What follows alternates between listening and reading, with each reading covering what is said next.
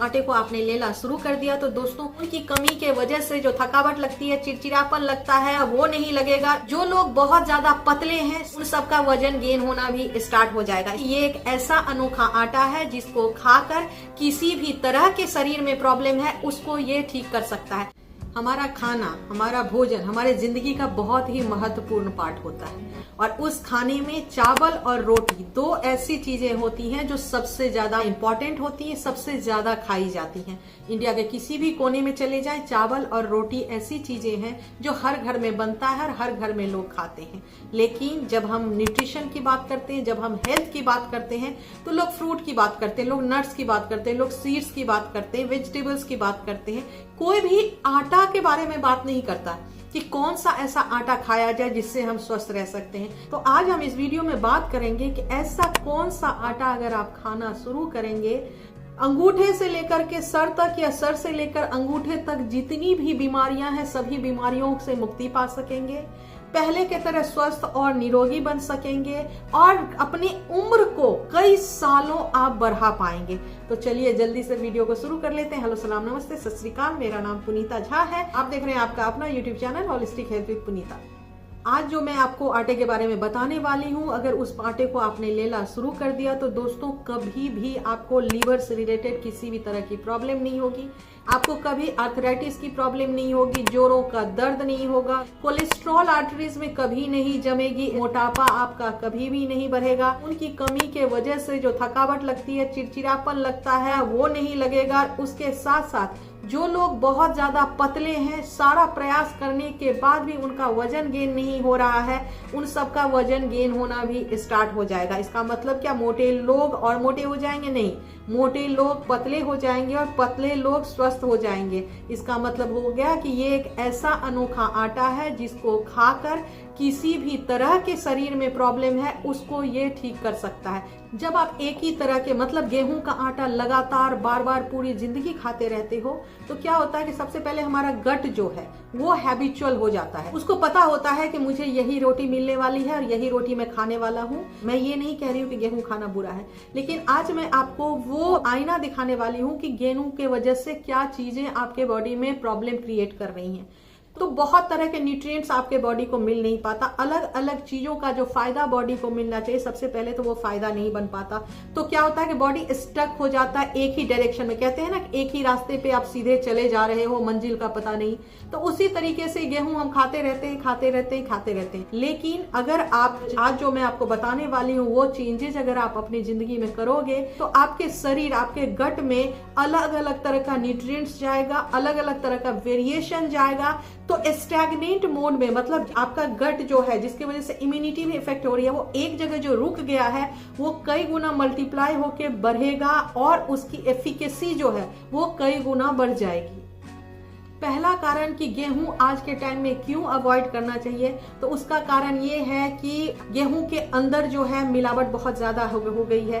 और वो मिलावट किस फॉर्म में हो गई कि गेहूं जो पहले जमाने में उगता था वो प्योर फॉर्म में उगता था, आज के टाइम में हाइब्रिड फॉर्म में होता है। मतलब कि पैदावार बढ़ाने के लिए उसके जीन्स के साथ छेड़छाड़ किया जाता है और जीन्स के साथ केमिकल रिएक्शन किया जाता है, बीटा गामा रेस से उसको गुजारा जाता है जिसमें कि उसका जीन्स चेंज हो जाता है, वो ऐसा जीन्स में कन्वर्ट हो जाता है जो कि पैदावार को कई गुना मल्टीप्लाई कर देता है, जिससे कि जो किसान है उसका बहुत ज्यादा फायदा होता है, गवर्नमेंट का बहुत ज्यादा फायदा होता है। जो ऐसी कंपनियां हैं जो गेहूं से रिलेटेड चीजें, आटा या इस तरह के बिस्किट्स बनाते हैं उनको बहुत ज्यादा प्रॉफिट होता है। उसके साथ साथ गेहूं का प्राइस जो है वो भी रिजनेबल हो जाता है। ये तो हुआ उन लोगों के लिए जो अपने फायदे के लिए इसके साथ छेड़छाड़ करते हैं और हाइब्रिड फॉर्म वाला जो है हम आटा खाते हैं। वो जो हाइब्रिड फॉर्म वाला आटा होता है वो आपके शरीर के मोस्टली वाइटल ऑर्गन को नुकसान पहुंचाने का काम करता है। तो सबसे बड़ा कारण तो ये है। अब आप कहेंगे कि हमारे पुरखे, हमारे माँ बाप, हमारे दादा दादी बचपन से हम हमेशा से तो आटा ही खाते आए हैं, लेकिन उन लोगों को तो कभी कोई नुकसान नहीं हुआ। बिल्कुल आप ठीक कह रहे हैं, उन लोगों को कैसे नुकसान हो सकता है, क्योंकि उन्होंने हाइब्रिड वाला कभी भी गेहूं नहीं खाया। हम और आप आज के टाइम में हरित क्रांति के बाद एक्चुअल में ये जो है छेड़छाड़ चीजों के साथ शुरू हुआ। सारी चीजों के अंदर जो है फॉर्मेशन को डिफरेंट तरीके से बनाने का और चलाने का तरीका हो गया। अब आप सोच लीजिए कि इस हाइब्रिड वाले जो आप खा रहे हैं गेहूं, उसके अंदर सिर्फ वो बीटा गामा और बहुत सारी केमिकल नहीं है। उसके साथ आपको पता होगा कि गेहूं के अंदर ग्लूटीन होता है। ग्लूटीन होता है तो क्या ग्लूटीन से सबको एलर्जी होती है? बिल्कुल भी सबको एलर्जी नहीं होती है। कुछ लोगों को ग्लूटीन की एलर्जी होती है जिसमें कि रेस्ट्रिक्शन हो जाता है। लेकिन मैं आपको बताऊं कि आज के टाइम में जो हाइब्रिड वाला हम गेहूं खा रहे हैं उसके अंदर जो ग्लूटीन है वो सबके लिए हार्मफुल है। आप कहेंगे कैसे? जो पहले गेहूं होता था तब भी उसके अंदर ग्लूटीन होता था। ग्लूटीन तब होता था 3%। आज के टाइम में गेहूं के अंदर ग्लूटीन होता है 33%। आप समझ रहे हैं? एक ह्यूमन के अंदर 3% ग्लूटीन तो पचाया जा सकता है, 33% ग्लूटीन को पचाना नामुमकिन बात हो जाती है। तो फिर वो ग्लूटीन क्या करता है? वो ग्लूटीन जब आप आटा खाते हैं, रोटी गेहूं का खाते हैं, तो आपके वाइटल ऑर्गन्स को डिस्टर्ब करता है, वहां जाकर चिपकता है, आर्टरीज में ब्लॉकेज क्रिएट करता है, bad type of cholesterol create करना शुरू कर देता है, लीवर को फैटी लीवर बना देता है, आपके स्टोन्स क्रिएट करना स्टार्ट कर देता है, एसिडिटी क्रिएट कर देता है, जर्ड की शिकायत कर देता है, इन्फ्लेमेशन क्रिएट करता है, इम्यूनिटी को वीक कर देता है। और साथ ही साथ ये ग्लूटीन आपका जो गट है, जो पॉजिटिव बैक्टीरिया है, उस पॉजिटिव बैक्टीरिया को डेड करना स्टार्ट कर देता है। समझ गए आप कितना हार्मफुल है? अब क्या है कि ये एक दिन में इतना सारा नुकसान हो जाता है? नहीं, ये ग्लूटीन जो है वो स्लो पॉइजन जिसको कहते हैं ना, स्लोली आपको नुकसान करता है। आपको पहले पता नहीं चलता है, लेकिन जब आप थोड़े एज करते हैं 40, 50, 60 साल के उम्र के बाद, आप देखेंगे कि अचानक से बहुत सारी मल्टीपल प्रॉब्लम आपके बॉडी में आना शुरू हो गया। अगर आपको यकीन नहीं होता तो अपने पेरेंट्स की तरफ एक बार आप देखिए, आपको यकीन आ जाएगा कि किस तरह के मल्टीपल प्रॉब्लम अब उसके बॉडी में एक के साथ एक आती जा रही है। उसके पीछे बहुत बड़ा कारण जो है ये गेहूं खाना है। अब आपके मन में सवाल आ रहा होगा कि अगर ये इतना नुकसान करता है तो हमें क्या करना चाहिए, इसका उपाय क्या है ताकि हम बीमार न पड़े, हमारे पेरेंट्स बीमार न पड़े? तो इसके लिए दो चीजें हैं। पहली चीज ये है कि अगर एकदम भी आप गेहूं को बंद नहीं कर सकते हैं तो फिर गेहूं के अंदर कुछ ऐसी चीजें मिला दीजिए ताकि गेहूं का जो साइड इफेक्ट है वो कम हो जाए। इसके लिए आप इसके अंदर में चना, जौ, बाजरा और रागी, ये 4 चीजें इसके अंदर में आप मिला दीजिए।